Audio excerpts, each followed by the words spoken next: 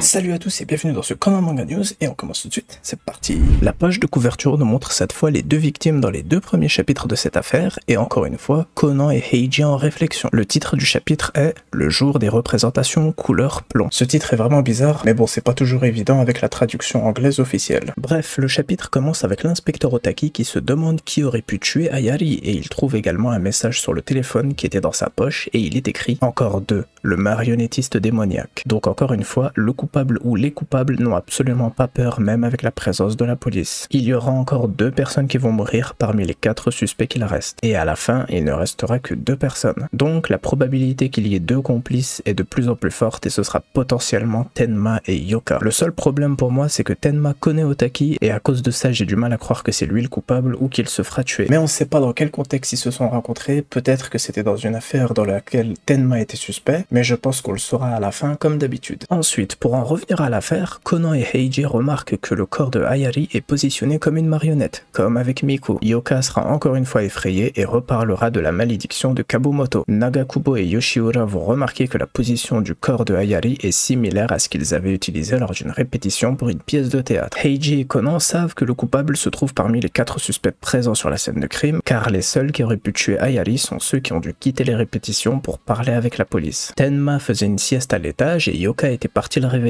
donc elle a un alibi. Yoshiura a passé tout ce temps aux toilettes et il ne reste plus que Nagakubo qui était parti acheter des cigarettes. Autre chose dérange Heiji et Conan et c'est peut-être quelque chose qu'on a aussi remarqué dans les 2 précédents chapitres, peut-être les grains de beauté de Tenma ou les positions des corps. Mais avant d'en savoir plus, Heiji cherche quelque chose et finalement Kazuha vient lui poser sa casquette sur la tête. Ils sont venus en moto et Heiji avait donné sa casquette à Kazuha au moment de mettre son casque. Elle va l'encourager à tourner sa casquette pour activer son mode détective et résoudre l'affaire pour emmener Ran et Kogoro visiter Osaka. Mais Heiji va prendre les devants très courageusement et demande à Kazuha si elle veut venir avec lui au sommet du bâtiment Harukas après qu'il aura résolu cette affaire. Kazuha accepte et dit que Ran et les autres vont certainement adorer la vue. Mais quand Heiji veut expliquer à Kazuha que c'est seulement avec elle qu'il veut y aller, elle reçoit un appel de sa mère et s'en va en courant, mais on ne sait pas pourquoi ni ce que sa mère lui a dit. Heiji fait beaucoup de peine sur cette scène, en plus il est exactement comme sur la cover du magazine et même comme Shinichi à Londres, sauf qu'il n'est pas allé rattraper Kazuha. D'ailleurs, Kazuha a baissé son masque, on dirait qu'elle n'est plus malade, mais il y a quelque chose de bizarre dans son comportement pendant cette affaire. L'inspecteur Otaki annonce maintenant qu'un 2e interrogatoire va avoir lieu et ce sera dans la même salle que pour le premier interrogatoire. De plus, il y aura un agent pour surveiller les autres pendant qu'ils seront interrogés à tour de rôle. Juste avant d'aller avec lui, Heiji est interpellé par Tenma qui lui conseille de ne pas aller au bâtiment Harukas demain. Il y aura des rénovations qui commenceront pour offrir une meilleure vue du coucher de soleil. Heiji veut donc y aller ce soir, mais malheureusement pour lui, il va se mettre à pleuvoir dans quelques temps. Pour l'interrogatoire, ça ira un peu plus vite cette fois car on a déjà entendu les histoires de chacun. Tenma faisait une sieste au moment où Ayari est morte et Kogoro, qui est très utile dans cette affaire et apporte de bonnes analyses, mentionne que Tenma aurait pu enregistrer à l'avance les sons pour le cri et la chute de Ayari et les lancer quand Yoka est arrivé. Cependant, Heiji et Conan vont dire que le son du cri n'avait pas l'air faux et que le son de la chute venait clairement d'en bas. L'inspecteur Otaki pense que Tenma a utilisé un mannequin, mais Heiji lui expliquera qu'il était bien là, même si on ne voyait que le haut de sa tête au-dessus de sa bouche. Donc on n'a pas vu ses lèvres bouger quand il leur a parlé. Et Conan mentionne aussi qu'il faisait trop sombre pour bien le voir, donc rien n'est sûr. Juste après, l'inspecteur Otaki se demande comment les corps atterrissent dans une telle position et Tenma se souvient du code de sémaphore qu'ils ont utilisé lors d'une pièce et les corps sont positionnés comme dans ce code. Yoka, qui est la suivante à être interrogée, confirme cela et connaît ce code qu'elle a dû mémoriser pour une pièce similaire à l'histoire de Roméo et Juliette dans laquelle une femme et un homme qui s'aiment utilisent ce code pour s'envoyer des messages d'amour. Il s'agit d'un code qui a été inventé en France au 19e siècle. Otaki voulait demander à Yoka si elle comprenait ce que les corps épellent comme lettres dans le code, mais malheureusement, elle s'évanouit encore une fois. Par contre, on voit qu'elle a utilisé son bras pour amortir la chute, donc elle a peut-être fait semblant une 2e fois. Ou alors, ce qu'elle a compris avec le code l'a vraiment effrayée, mais avec 2 lettres seulement, je vois pas trop ce qu'elle aurait compris. Kazuha et Ran l'emmènent, mais Kogoro et Heiji sont sûrs qu'elle cache quelque chose. Nagakubo est le suivant et confirme aussi ce que Tenma et Yoka ont dit, mais il ne sait pas ce que la position des corps signifie, car Tenma et Yoka sont les seuls à avoir appris le code pour jouer la pièce. Mais il dit que le code doit sûrement se trouver dans la voiture à l'extérieur, car ils ont joué cette pièce très récemment. Tenma propose d'aller le chercher car il ne se souvient pas du code. En tout cas, il écoute aux portes, il est très bizarre. Et un petit détail important, il a une cigarette en bouche pour la première fois. Yoshiura lui dit qu'il est interdit de fumer, mais il ne l'a pas allumé et le fera quand il sera sorti. Et à ce moment-là, il a l'air d'avoir mal au niveau de l'abdomen, c'est très bizarre et Yoshiura l'a remarqué, donc il le sait, et comme il a une information qui est probablement importante, eh bien il va peut-être mourir. mourir, ou alors tuer Tenma car il le soupçonne d'avoir compris quelque chose. Au même moment, Otake reçoit un appel d'un de ses agents qui a vérifié les caméras de surveillance d'un magasin à proximité et Nagakubo apparaît bel et bien sur les images, donc il a un alibi. Comme il est libre de partir, il demande à aller fumer sur le balcon juste derrière eux car c'est le seul endroit avec un cendrier. Yoshiura est le dernier et il leur dira qu'il était aux toilettes à ce moment-là, mais ils ont uniquement entendu sa voix et ne l'ont pas vu, et en plus c'était 5 minutes avant la découverte du corps, donc il aurait eu le temps de le faire. Ils ne peuvent pas continuer la conversation car il a de nouveau mal au ventre. Je sais pas si c'est juste une excuse, en tout cas au même moment on voit Nagakubo sur le balcon qui fume et je pense pas que l'auteur s'est pris la tête à dessiner ce détail pour rien. Ran et Kazuha vont discuter ensemble et Ran demande à Kazuha ce que sa mère lui a demandé mais elle ne voudra rien dire. Cette surprise est donc clairement pour Ran. Peut-être qu'elle veut en fait organiser une sortie entre elle et Shinichi au bâtiment Harukas ou organiser son anniversaire là-bas, après que les rénovations seront faites. En tout cas, cette surprise concerne vraiment Ran si elle ne veut rien lui dire. Et Ran dit qu'elle voudrait rencontrer la mère de Kazuha. Et c'est là qu'on apprend enfin grâce à Kazuha qu'elle était officier de police et elle était même le meilleur officier ou le chef dans l'unité anti-émeute. Elle dira également qu'elle est très belle et très forte. On ne sait pas encore ce qu'elle fait maintenant, peut-être qu'elle a été promue, mais pour une grande scène d'action à la fin de cette affaire et une très belle entrée en scène, elle est le personnage parfait. Elles sont arrivées dans la salle de répétition mais Yoka n'est pas là car elle a dit être partie chercher Ran et Kazuha pour leur dire quelle boisson elle veut. Kazuha entend le son d'une porte et du vent qui ont l'air de provenir du toit et quand elle se rend là-bas, elle trouve Yoka pieds nus qui est complètement effrayée par la malédiction de Kabumoto et selon elle, si elle ne meurt pas, les crimes ne s'arrêteront pas. Mais pendant cette discussion, il y a encore une fois un grand cri qui vient d'en dessous et lorsque Heiji ouvre la fenêtre qui mène sur le balcon, il découvre que la barrière est détruite. C'était là où se trouvait Nagakubo quand il fumait et quand il regarde en bas, il découvre son corps positionné comme une marionnette avec Tenma juste à côté. On peut aussi remarquer du sang sur le côté droit de son visage, donc il est probable que sa tête était tournée dans l'autre sens et que quelqu'un l'a ensuite positionné ainsi. Et le seul à côté du corps est Tenma, mais logiquement il était avec 2 officiers de police, mais il a peut-être détourné leur attention le temps de faire ça. L'inspecteur Otake a reçu l'alphabet du code sémaphore et grâce à ça, on peut commencer à trouver les 3 lettres avec les 3 corps. Le corps de Miku était pour la lettre E, le corps de Hayari pour la lettre V et celui de Nagakubo pour la lettre I. Quand j'ai lu le chapitre, j'ai pensé que ce serait peut-être le mot live ou live, puisque Kogoro a dit que la prochaine lettre pourrait être un L, mais ils pensent tous les 3 que ce serait le mot evil, donc démon en français. Et le chapitre se termine sur ça. En tout cas, c'est vrai que c'est beaucoup plus logique de penser à ce mot, sauf si le meurtrier veut faire passer un message à Yoka pour qu'elle ne se tue pas et continue à vivre, mais elle est vraiment suspecte. Pour l'instant, le seul qui n'est pas très bizarre, c'est Yoshiura qui est tout le temps aux toilettes, et c'est justement ça qui est bizarre. Mais il y a aussi Tenma qui était à côté du corps quand il est tombé, et Yoka qui était sur le toit et qui a plutôt l'air de faire semblant de vouloir se tuer pour éviter que Ran et Kazuha ne s'approchent et voient peut-être le stratagème mis en place pour faire tomber Nagakubo. D'ailleurs, quand Nagakubo s'est rendu sur le balcon, on pouvait déjà voir des marques sur la barrière. Donc quelqu'un a peut-être détourné son attention vers le haut pour qu'il mette son dos contre la barrière et tombe, et ensuite quelqu'un doit positionner son corps comme une marionnette. Et le duo Tenma et Yoka est parfait dans cette situation, sauf si Yoka a réussi à attacher des fils autour du corps de Nagakubo pour le positionner comme elle le veut, tel un vrai marionnettiste. Mais comme il a l'air d'être tombé exactement quand Kazuha et Ran étaient là, elle est peut-être innocente, mais ça reste très bizarre. Et contrairement à Ran, Kazuha n'est pas du tout effrayée par tout ça, son comportement est vraiment différent d'habitude. Et il y a une théorie selon laquelle la mère de Kazuha et Kazuha ont déjà échangé de place, et c'est sa mère qui est maintenant avec Ran. Donc la mère de Kazuha ressemblerait à sa fille à 100% et aurait même une voix similaire. Donc à la fin, Heiji pourrait réussir sa déclaration, sauf que ce serait à la mère de Kazuha. Personnellement, j'y crois pas vraiment parce que Heiji aurait dû la reconnaître et même faire la différence, même si elle se ressemble à 100%, Heiji pourrait savoir laquelle est la mère et laquelle est Kazuha, et on a déjà vu les parents de plein d'autres personnages, donc elle ne peut pas ressembler à 100% à Kazuha, sauf si l'auteur veut nous surprendre pour cette fois. Par contre, elle pourrait participer au climax final pour attraper le ou les coupables. On verra bien. Et voilà, c'est la fin de ce Conan Manga News. J'espère que vous avez aimé cette vidéo. Comme vous le voyez, à chaque nouveau chapitre, ça devient de plus en plus intéressant, et on a toujours les 4 mêmes éléments très importants sur lesquels réfléchir. Qui est le coupable? Est-ce que la mère de Kazuha va apparaître? Quelle est la surprise de Ran? Et est-ce que Heiji va réussir à se déclarer à Kazuha? Il ne reste que 2 chapitres avant d'avoir toutes nos réponses, j'ai très hâte de voir tout ça. En tout cas, pour l'instant, pour moi, soit c'est Yoka, soit c'est Yoshiura, ou alors le duo Yoka et Tenma. Mais maintenant, on va attendre et voir s'il y aura une 4e victime dans le prochain chapitre. Bref, à bientôt pour de futures vidéos Conan. En attendant, prenez tout soin de vous et vive Détective Conan.